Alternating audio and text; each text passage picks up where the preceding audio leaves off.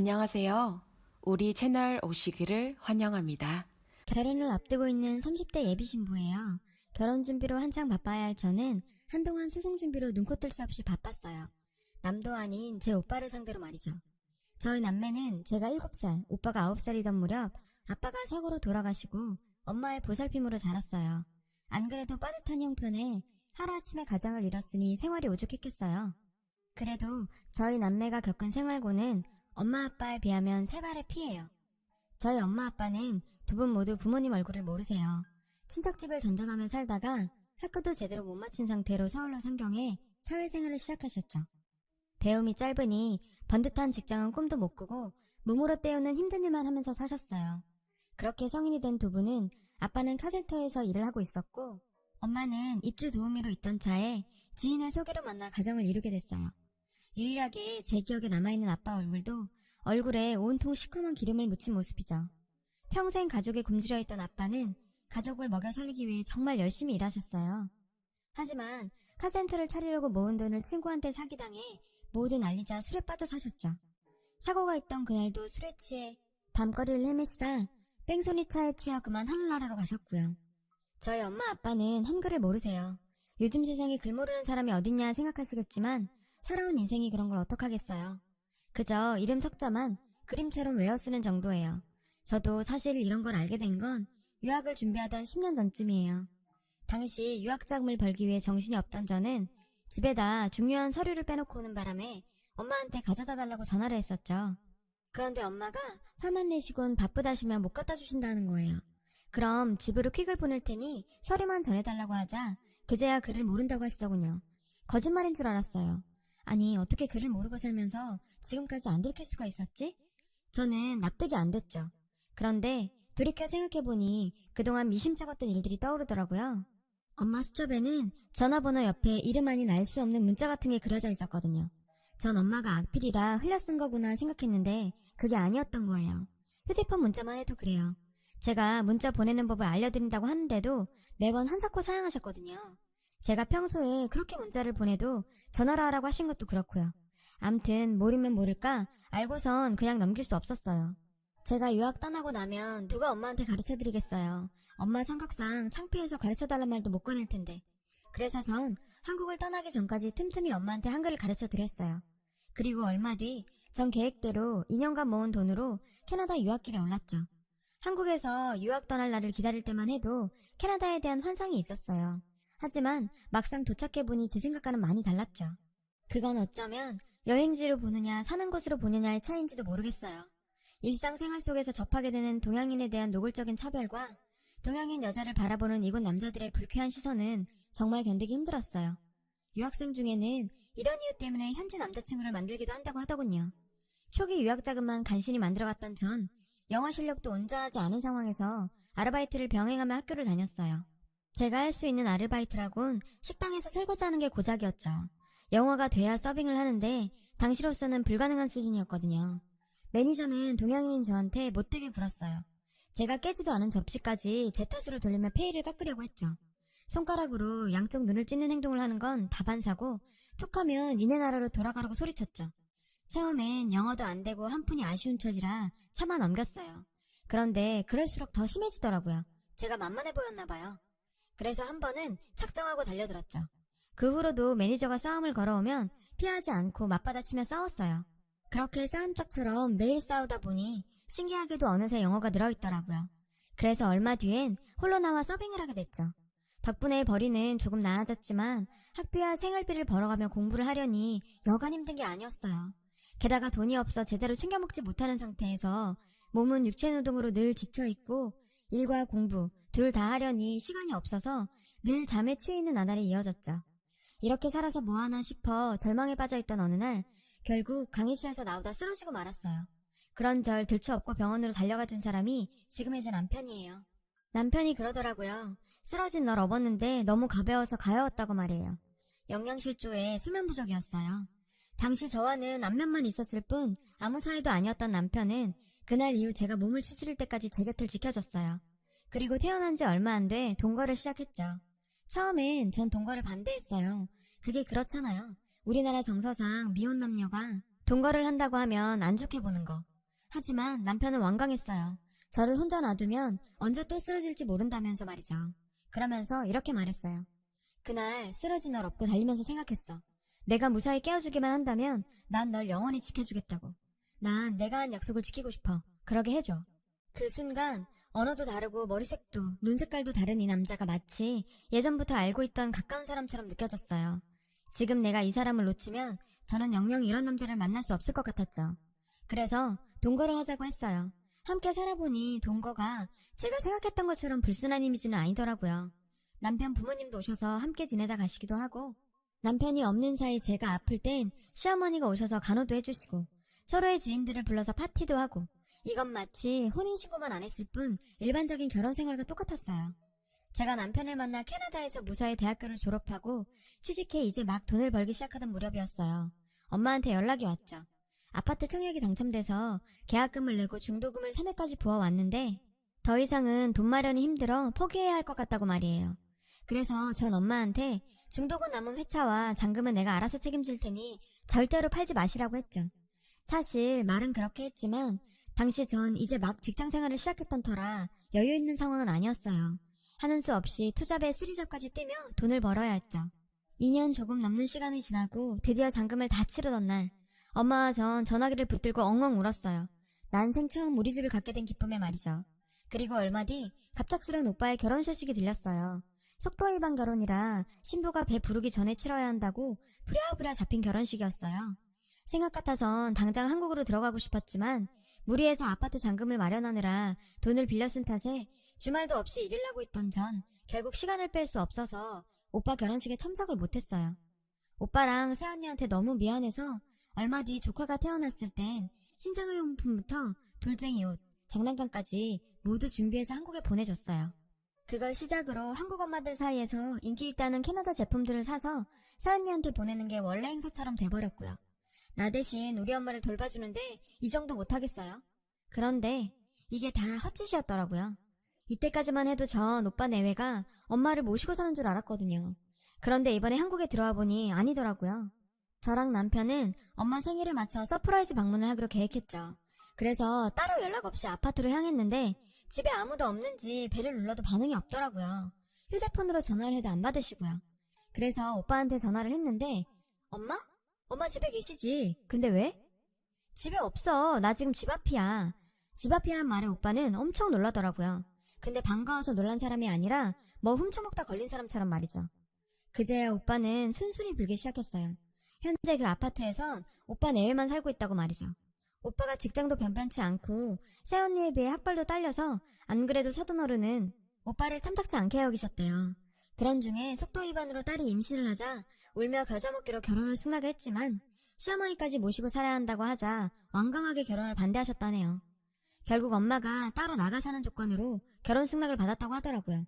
순간 피가 거꾸로 솟구치는 것 같았어요. 결혼을 하자고 엄마를 버려? 게다가 나랑 엄마가 그 집을 어떻게 마련했는데. 집 사서 한번 살아보지도 못하고 아들 예외한테 뺏기고 쫓겨나다니.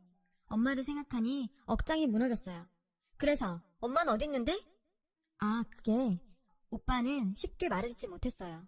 사실 말이야, 장인어른이 하시는 갈빗집에 갑자기 일손이 부족해서 말이야. 엄마는 장인이 하는 갈빗집에 설거지를 해주러 가셨다는 거예요. 오빠 말로는 사람 구할 때까지만 잠깐 돕고 있는 거라지만 전 그 말을 믿을 수 없었죠. 오빠가 알려준 주소대로 찾아가 보니 주방 뒤편에 쭈그리고 앉아 설거지하고 있는 엄마가 있었어요. 전 차마 엄마를 부를 수 없었어요. 사돈가게에서 쭈그려 앉아 설거지를 하고 있는 엄마가 너무 처량해 보이고 가여웠어요. 눈물이 하염없이 흘러내렸어요. 가슴이 먹먹해서 주먹으로 가슴팍을 치는데 그 소리에 엄마가 뒤돌아봤어요. 엄마. 정은아, 내가 어떻게 여길. 엄마는 절 보고는 죄 지은 사람처럼 손가락을 바들바들 떨며 뒷걸음질 쳤어요. 제 옆에 있는 남편을 보고는 놀라서 얼굴을 돌리시더라고요. 사위 앞에서 초라한 모습을 보이는 게 창피해 그러셨나봐요. 전 달려들어 엄마를 데리고 가게에서 나왔어요. 그리고 아파트로 향했어요.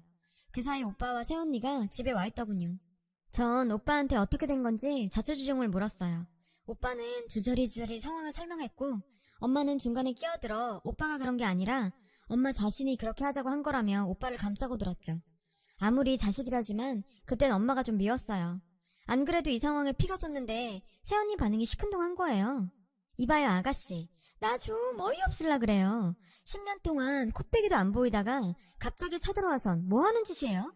그리고 우리 아빠 가게에 갔으면 최소한 인사는 하고 왔어야 되는 거 아니에요? 더군다나 아무리 화가 나도 그렇지 남의 영업집에서 바쁜 점심시간에 사람을 빼가면 어떡해요? 누구 장사 말아먹을 일 있어요? 당장 우리 아빠한테 가서 사과해요. 무식한 것도 정도가 있지. 어떻게 된 게 이 집 식구들은 하나같이 상식적인 사람이 없어? 새언니 말에 정신이 확 들더군요. 아, 이런 사람한테는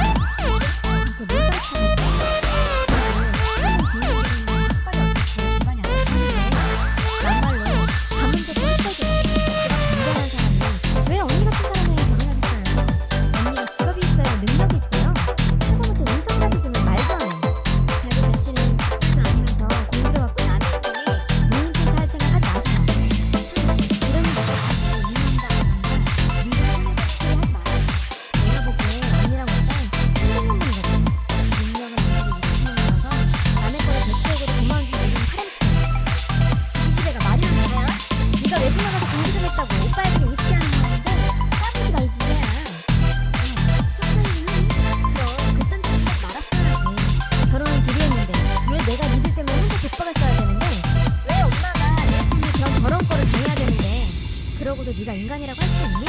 지금까지 엄마한테 뭐 해준 게 있다고 엄마 이렇게 그냥 처먹어. 능력이 없으면 안녕되는 사람. 남이 피땀 빼다가 먹고 살 생각하지 말고. 사돈 어르신이 보니 언니 같은 인간이 어떻게 나왔나 정말 알겠어. 어떻게 된 일본 사람은 사돈을 데려다가 저기 가게에서 설거지를 시켜? 돈은 주고 부른 거 맞아요? 아니죠. 저요. 노동팀이 신고할 거예요. 손해보험 없이 무역보러 사람들이었지? 아까 보니 설거지하는데 미세먼지도 엉망이던데. 시민들 신고 걸리기 전에 내가 신고해야겠네. 사돈 어른께 전화하세요. 지금 당장 와서 우리 엄마한테 사과하시라고. 안 그러면 바로 노동청에 신고한다고. 알았어요? 어머 아가씨, 그건 너무 막무가내 아닌가요? 어떻게 우리 아빠 보고 그런 걸 시켜요? 그럼 새언니는 어떻게 우리 엄마한테 그런 걸 시켰어요? 당신 부모는 귀하고 남의 부모는 안 귀하죠? 평소에 학벌 좋다고 그렇게 잘난 척했다던데 학벌 타령하기 전에 인간부터 돼야죠. 정은아, 너 올케한테 무슨 말을 그렇게 해. 암튼 이번 일은 오빠가 잘못했어. 그래도 형제지간에 이러는 건 아니지. 우린 가족이잖아. 오빠, 사태 파악 안 돼? 이제 와서 형제? 가족? 너한테 엄마랑 내가 가족이긴 하니? 오빠 네가 제일 나빠. 더 이상 긴 말 안 할게. 이 집 명의 내 앞으로 돌려놔. 이 집 사는데 10원짜리 한 장 안 보탠 주제에 어디 내 아파트를 날려먹으려고? 그리고 당장 짐 챙겨서 내 집에서 나가죠. 이 집은 내가 엄마 위해서 산 집이니까 당장 나가. 표정 하나 안 바뀌고 퍼부어대는 절 보고 오빠 새언니 사태의 심각성을 깨달았는지 버티다 막판에 무릎 꿇고 싹싹 빌면서 잘못했다고 하더군요. 연락받고 온 사돈어른도 엄마한테 죄송하다고 사과를 하고 갔고요. 유학 초창기 시절 매니저랑 싸우면서 터득한 싸움의 기술이 오늘에 와서 이렇게 유용하게 쓰일 줄은 몰랐어요. 결혼도 하기 전에 우리 집에 치부를 다 보게 된 남편은 꼭 스페인 드라마를 본 것 같다고 하더라고요. 우리나라도 막장 드라마로 유명하지만 외국에선 스페인 드라마 하면 막장으로 엄지척이거든요. 남편한텐 정말 창피했어요. 이런 꼴 보이려고 데려온 건 아닌데 그나마 언어가 통하지 않아 자세한 내막 전달이 안 된 건 다행 중에 다행이에요. 그리고 드디어 결판이 났어요. 오빠 새언니가 아파트 명의를 돌려주지 않아서 아파트 명의 변경 부동산 소송을 진행 중이었는데 제가 승소했어요. 하긴 처음부터 말도 안 되는 소송이었죠. 그리고 저희는 결혼하고 한국에서 몇 년간 살기로 했어요. 그동안 고생만 해온 엄마랑 몇 년만이라도 여유롭게 살아보고 싶었거든요. 다행히 전 한국에서 새 직장도 얻었고 남편은 회사에서 재택근무 승인을 받아서 다음 달 한국으로 들어오기로 했어요. 오빠네랑은 인연을 끊고 살기로 했어요. 사돈어른이 이혼을 시키네 마네 말이 많았다는데 소녀딸을 생각해서 참았다고 하더라고요. 대신 그 집에서 머슴처럼 살게 됐다나 봐요. 전 아직도 오빠가 엄마한테 한 짓을 용서할 수가 없어요. 엄만 글쎄요. 내색은 안 하시지만 속으로 많이 걱정하시겠죠. 몇 년 뒤 제가 캐나다로 돌아가면 그땐 왕래하며 지내실 수도 있고요. 거기까지 제가 막을 순 없잖아요. 그건 엄마의 선택이니까요. 얼마 전부터 저희 엄마는 주부학교에 다니세요. 형편이 어려워서 학업을 진행하지 못했던 분들을 위한 학교라 엄마 연배분들도 많고 커리큘럼도 다양하고 좋더라고요. 진작 알았으면 좀 더 일찍 보내드리는 건데. 엄마는 책상에 앉아 수업을 받으려니 어린 시절로 돌아간 것 같아서 학교 가는 게 그렇게 좋으시대요. 봄 되면 소풍도 갈 거라고 어찌나 좋아하시던지. 초등학교 과정을 마치면 중고등 과정도 도전하시겠다고 학구열을 불태우세요. 오랜만에 한국에 돌아와 엄청난 일을 겪긴 했지만 그래도 엄마의 새 출발을 지켜볼 수 있어서 다행이었어요. 지금까지 제 사연 들어주신 여러분 감사합니다. 여러분 사연 댓글에 응원과 현명한 조언 부탁드려요. 좋아요와 구독은 저에게 큰 힘이 됩니다. 오늘도 좋은 일 가득하세요.